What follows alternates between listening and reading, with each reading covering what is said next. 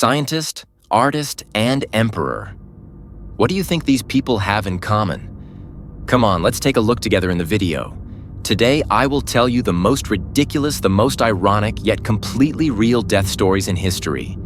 And the last one is truly unbelievable.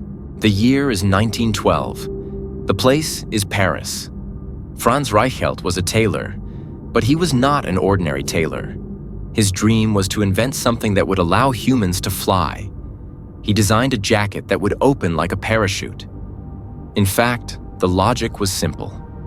It was similar to the suits used today in one of the most extreme sports, wingsuit flying. A person wears it, jumps from a height, the jacket opens, and the person glides safely to the ground.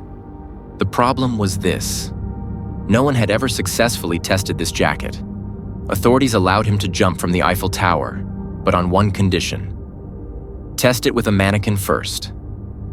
Even though Reichelt said, okay, when the test day came, he brought not a mannequin but himself.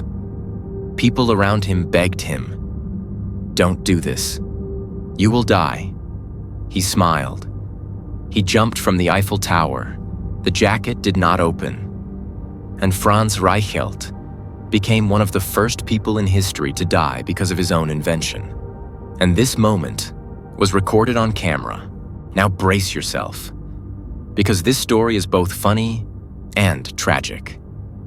Tycho Brahe was an aristocrat and astronomer who lived in the 16th century, and at the same time the last great astronomer before the invention of the telescope.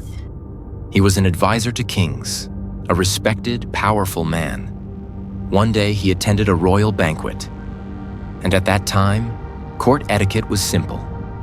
Leaving the table was considered rude.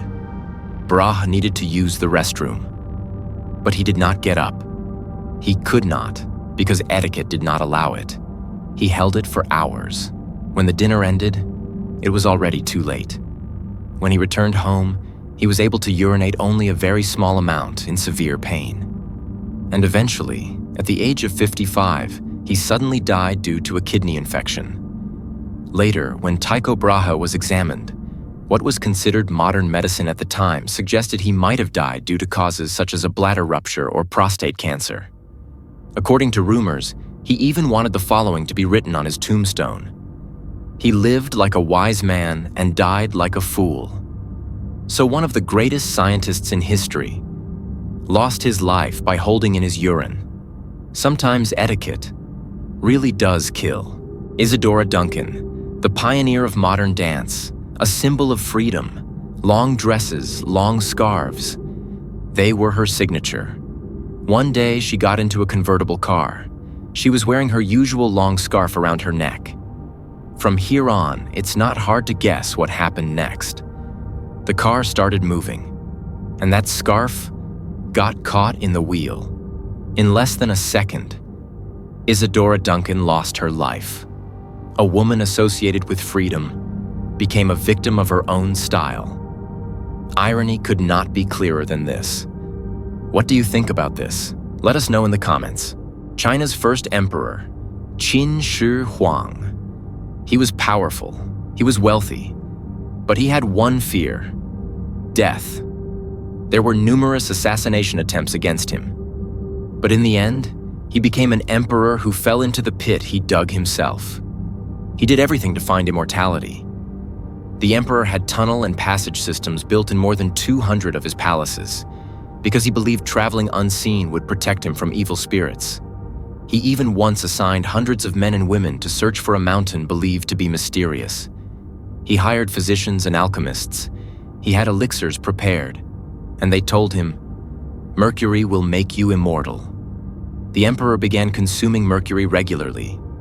The result? Mercury poisoning. So one of the first great emperors known in history died while searching for immortality. This is also why his tomb has still not been fully opened today. The soil is filled with mercury. All of these people were different: scientist, artist, emperor. But they had one thing in common: their own mistakes.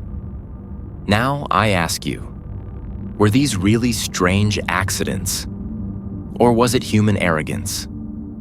Until we meet again in the next video, take care of yourself and don't forget to subscribe to the channel.